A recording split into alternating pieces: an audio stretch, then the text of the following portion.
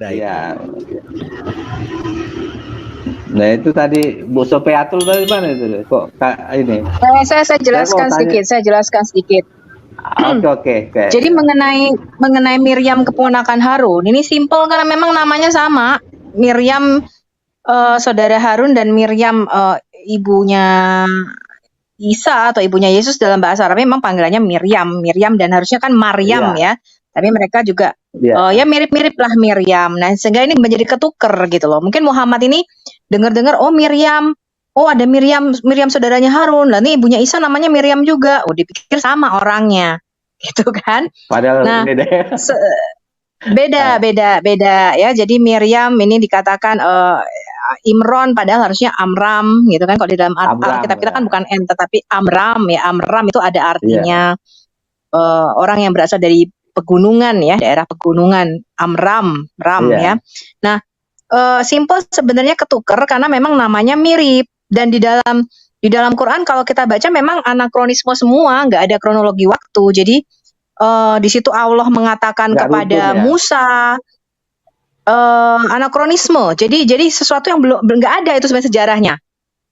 Nggak ada dalam sejarah itu nggak ada, itu nggak pernah terjadi gitu peristiwa itu. Nah, tetapi itu bisa masuk di dalam Quran. Jadi contohnya ketika Allah mengatakan kepada Musa nama nabi yang umi yang tertulis di dalam kitab Taurat dan kitab Injil. Nah, padahal zaman Musa kan belum ada kitab Injil. Orang kitab Injil baru diberikan kepada Isa pada waktu Isa masih baby kan begitu. Intinya begitu. Kemudian karangan ya. Iya, itu anakronisme. Jadi salah sejarah ya. Kemudian yang katanya As-Samiri, itu mereka makanya bingung karena As-Samiri ini jelas di dalam tafsir adalah orang-orang Samaria atau orang Samaritan. Yang mana orang Samaria ini orang Samaria ini belum ada pada waktu zaman Musa. Orang Samaria ini adanya baru 700 tahun setelah Musa mati. Ya, ini salah sejarah lagi. Gitu. Jadi orang-orang Samaria ini juga memang membangun penyembahan berhala di Dan dan di Betel, penyembahan anak lembu emas ini di Dan dan di Betel. Jadi ini kemungkinan memang salah sejarah, Pak. Gitu. Makanya mereka mengatakan ini ada seseorang yang namanya Samiri, gitu. Bukan ya, Samiri itu artinya orang Samaria, Samaritan. Jadi ini memang kesalahan sejarah anakronisme di dalam Quran. Orang Samaria nggak ada zaman Musa. Ya, jadi nggak mungkin Musa ketemu sama orang Samaria yang membuat anak lembu emas ya. Tapi sampai kita bukakan matanya seperti itu pun masih buta mereka. Ya, jadi kita mau bilang apa? Iya. Justru itu tadi Bu. Tadi saya nggak percaya di Mekah itu sudah ada orang Kristen karena nggak ada kitabnya. Makanya ceritanya itu jadi berbeda gitu loh. Jadi ngarang kesannya itu. Jadi kalau kita lihat memang pada waktu itu mereka yang ketemu itu kan Nasrani ya. Kalau di dalam Quran mereka yang dikatakan adalah Sabian, orang-orang Sabiin, orang-orang Nasrani dan orang-orang Yahudi sebenarnya itu. Memang pada waktu itu belum diterjemahkan di dalam bahasa Arab, baik perjanjian lama maupun perjanjian baru. Dan kemungkinan karena pada waktu itu kan sudah banyak bidat Kristen, Pak. Ajarannya udah macam-macam tuh, udah banyak melenceng ya. Kemudian kitab-kitab Injil-Injil apokrif, Injil-Injil yang Injil-Injil yang Maria Magdalena lah, Injil Thomas lah, itu udah berkembang. Ya, jadi makanya karena ini bukan wahyu Tuhan, Muhammad tidak bisa membedakan mana yang sebenarnya dongeng, mana yang palsu, dan mana yang benar-benar kitab yang terkanon. Karena pada waktu memang nggak ada, dia nggak punya akses untuk membaca kitab-kitab perjanjian lama maupun kitab-kitab perjanjian baru dalam bahasa Arab. Ya itu. Makanya cerita-cerita Injil-Injil apokrifa, Injil-Injil yang kita tolak di dalam gereja yang resmi ya. Ini bisa masuk ceritanya di dalam Quran. Padahal itu cerita dongeng. Itu cerita yang dimana saksi mata sudah nggak ada dan kita bisa mengecek. Udah berkali-kali sebenarnya Pak Gracia Pelo sudah mengatakan ini, Pak Bambang Nursena sudah mengatakan ini. Ini kisah-kisah yang diambil dari kitab-kitab yang kita tolak. Ya, kitab-kitab dongeng yang kita tolak. Dan ini masuk ceritanya karena kita bisa menelusuri sumbernya. Sampai seperti itu pun mata mereka masih nggak terbuka. Ya sudah, kita mau ngomong apa? Justru itu tadi Bu, itu kan fakta paling konyol sebenarnya kan. Membuktikan kitab itu bukan wahyu tapi memang karangan. Iya, jadi kisah-kisah misalnya tadi Isa lahir di bawah pohon korma itu kita bisa mengecek di mana sumbernya. Isa berbicara pada waktu masih bayi itu juga kita bisa mengecek. Udah banyak yang ngomong sih Pak Didit Yuli saya lihat ya. Kemudian Pak Bambang Bambang Nursena, lah, kemudian Bambang iya ya, Pak Bambang. Ini sudah banyak dengan sebenarnya Pak Gracia Pelo, sudah banyak sebenarnya kita melontarkan this is a problem gitu. Tapi mereka tetap percaya, iya sejarah sih sejarah gitu. Yang penting ini wahyu. Wahyu si Hombing, wahyu si Hombing. Wahyu ilahi katanya. Busuk tuh Bu, kalau pasal Bu, ngomong. Bu Wahyu Soki, ilahi, salah ngomong, keselip. Aduh, ini gimana sih Wahyu. si ini? Aduh. Nanti lama-lama Soki. wahyunya Pak Dani. Bu Soki, Bu Bu Soki, Soki, itu Iya. Hombing itu iparku itu memang wahyu. Itu kitab-kitab itu memang wahyu. Ya, saya berani mengatakan kitab-kitab mereka itu kitab-kitab wahyu. Tapi kitab yang ditulis kitab yang ditulis Wahyu, anaknya Pak Wahyudin. Iya, Pak si Wahyudin. Wahyu Hidayat namanya, Wahyu Hidayat. Gitu ya. Iya Pak, ditulis oleh si Wahyu, anaknya Pak Wahyudin itu. Jadi saya baca satu buku Pak, bagus banget kalau Bapak bisa beli. Aduh, itu siapa yang pengajian ya? Saatnya sholat nih. Bahwa Quran bukanlah kitab sejarah, itu karangan umat orang Islam sendiri, Muhammad Ahmad Kalafulo. Itu kalau bisa dibeli Pak. Tulisannya kecil-kecil sih memang. Itu bagus banget kita bahas. Jadi sebenarnya di dalam kitab-kitab tafsir mereka dan di dalam kitab Islam sendiri, mereka sudah mengatakan ini sesuatu yang aneh, karena misalnya nih mereka di dalam kitab Ar-Razi sendiri ya, ketika mereka mengkonfirmasi kepada orang Kristen dan Yahudi, Isa itu berbicara pada waktu masih bayi. Orang Kristen dan Yahudi menolak ini, dan mereka heran gitu, karena kan sebenarnya orang Kristen, terutama Kristen, itu kan memuliakan Yesus sebagai Tuhan, istilahnya kan gitu kan, tetapi menolak mujizat bahwa Yesus itu bicara ketika masih bayi. Orang Kristen dan Yahudi mengatakan itu nggak mungkin, itu nggak ada. Jadi orang Islam sendiri mengakui orang Yahudi dan Kristen menolak ini bukan historical event gitu, ini bukan peristiwa sejarah, nggak ada Yesus bicara waktu masih bayi.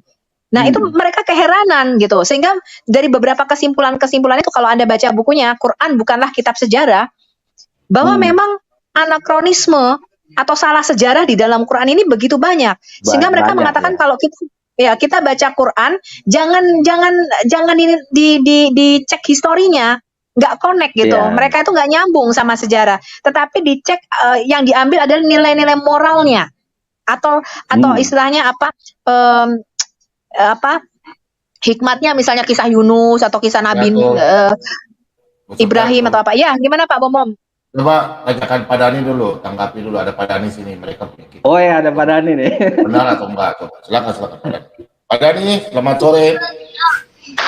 Selamat malam Pak Bomom, udah malam dapat saya. Ya, malam. Ya. Silakan Pak Dani. Mengenai cerita tadi Bu Sofi, kira-kira tanggapan Pak Dani, mungkin Pak Dani punya ilmu, bagi-bagi cerita, silakan. Ya, kalau berbicara ya tentang Al-Quran itu memang diakui oleh umat Islam di dunia. Di dunia mengatakan Al-Quran bukan kitab sejarah, bukan kitab autografi, tetapi Al-Quran itu adalah wahyu yang Allah turunkan kepada Nabi Muhammad SAW melalui malaikat Jibril, yaitu sang pencipta alam semesta sendiri yang menyampaikan yang namanya bayyinah, keterangan.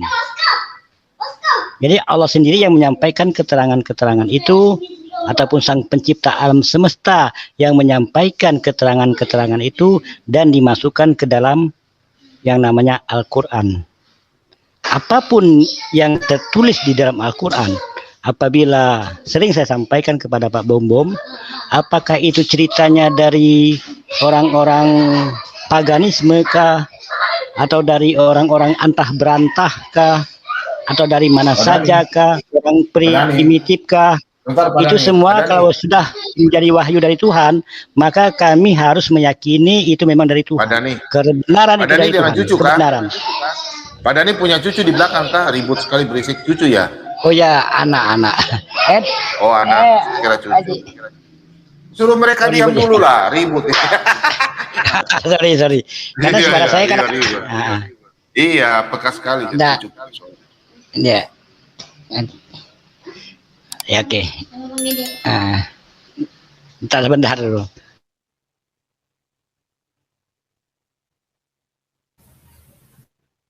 Pak Dhani masuk ke WC dulu biar jangan ribut. Oke. Biasalah anak saya kan habis sholat itu kan kadang-kadang main-main dia kan. Dia masih kecil sih. Jadi anak masih kecil. Iya, masih kecil. Istri keberapa ini? Istri kedua. Jadi saya katakan. Jadi saya katakan Al-Quran itu kan sering saya sampaikan kepada Pak Bom. Cerita apapun yang apabila telah dimasukkan ke dalam Al-Quran itu adalah kebenaran. Karena yang menyampaikannya kan Sang Pencipta alam semesta. Yang tahu tentang kondisi manusia adalah Sang Pencipta alam semesta itu sendiri. Makanya saya katakan di dalam Al-Quran itu apapun yang diceritakan oleh para penulis-penulis yang mengatakan, oh ini cerita dari paganisme, nggak masalah. Oh ini cerita dongeng dari orang Israel, nggak masalah. Apapun yang diceritakan, apakah itu dongeng kah, cerita hikayat kah, cerita apakah, atau cerita dari pagan kah, penyembah berhala kah, nggak ada urusan kami. Kami tetap berpedoman kepada keterangan dari Sang Pencipta alam semesta apabila sudah masuk ke dalam Al-Quran. Itulah yang menjadi kebenaran bagi umat Islam. Sekali lagi ya, bagi umat Islam kebenaran itu semuanya di dalam Al-Quran yang harus kami yakini. Dan memang betul-betul kami yakini. Kebenaran itu datangnya dari Allah. Tidak mungkin Allah, Sang Pencipta alam semesta, melakukan kebohongan di dalam keterangannya. Nggak ada gunanya bagi Sang Pencipta alam semesta menyampaikan keterangannya kepada Nabi Muhammad SAW untuk disampaikan kepada umatnya, kepada manusia dengan cara berbohong. Tidak ada gunanya. Tidak ada kepentingannya Sang Pencipta alam semesta untuk melakukan kebohongan itu. Hanya kita saja manusia yang selalu bersuuzon ataupun berprasangka buruk kepada Sang Pencipta alam semesta. Itulah yang namanya manusia yang mengingkari kebenaran daripada Tuhan Sang Pencipta alam semesta. Itu kalau Anda, Ibu Sofiatul, kalau menanggapi masalah Al-Quran, itu yang dapat saya jawab. Terima kasih. Baik, saya tanggapi. Tidak mungkin yang namanya Allah itu berdusta atau berbohong. Jadi yang berdusta atau berbohong adalah manusia, Pak. Ya, dikatakan di dalam Alkitab kita, Allah bukanlah manusia yang berdusta. Tidak ada dusta di dalam Sang Pencipta. Jadi kalau ada kesalahan sejarah, itu tidak mungkin datangnya dari Tuhan. Karena sejarah itu adalah fakta kebenaran yang bisa kita konfirmasi. Ya, satu-satunya fakta kebenaran yang bisa dikonfirmasi adalah lewat fakta sejarah. Ya, makanya Alkitab itu merupakan firman Allah yang bisa kita percayai. Ada 4 kanon, 4 standar. Yang pertama adalah ditulis oleh saksi-saksi mata. Yang kedua mengandung nubuatan yang digenapi di situ. Yang ketiga dibuktikan dengan fakta sejarah yang tidak bertentangan. Kita mempunyai 25.000 penemuan arkeologi yang mendukung fakta-fakta sejarah di dalam Alkitab. Misalnya nama-nama raja, nama-nama kota, nama-nama tempat. Contoh, kalau di Alkitab tertulis Yerusalem, kemudian ada kota Sodom, kota Gomora misalnya, itu dikonfirmasi oleh penemuan arkeologi yang kita sebut dengan tablet-tablet Ebla, Pak, pada zaman Abraham. Ditemukan kota yang namanya Haran, dari mana Abraham berasal, itu kita temukan nama kotanya dari bukti-bukti arkeologi. Nah sekarang Quran mengklaim Mekah merupakan Ummul Qura yang sudah ada pada zaman Adam. Itu tidak pernah terbukti secara sejarah. Sejarah membuktikan Mekah itu baru ada abad keempat, ya 4 Masehi.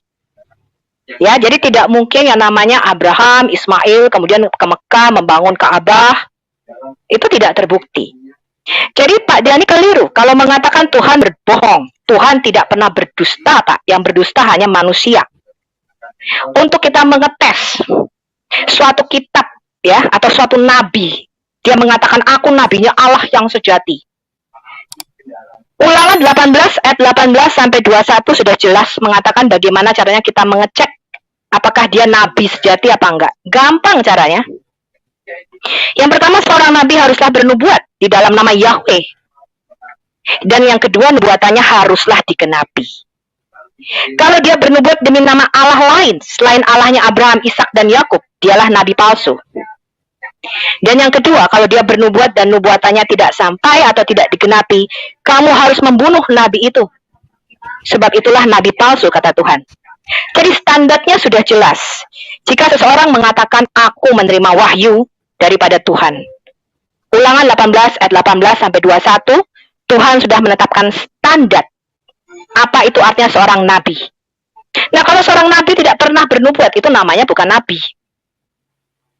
Yang kedua, kalau dia bernubuat demi nama Allah lain selain Allahnya Abraham, Ishak dan Yakub, itu namanya nabi palsu. Dan yang ketiga, kalau dia bernubuat demi nama Allahnya Abraham, Ishak dan Yakub, tapi nubuatnya tidak sampai, itu artinya dia bernubuat palsu. Jadi tidak benar Allah itu berdusta. Tuhan tidak mungkin berdusta. Tuhan tidak mungkin mengatakan Isa adalah keponakan Musa dan Harun. Tuhan tidak mungkin mengatakan orang Samaria ada pada waktu zaman Musa. Tuhan tidak mungkin berdusta, Pak. Yang berdusta adalah manusia. Dan yang lebih parah adalah orang yang mau didustai oleh orang yang suka berdusta. Ini lebih parah lagi. Karena ini urusannya menyangkut hidup dan mati, surga dan neraka.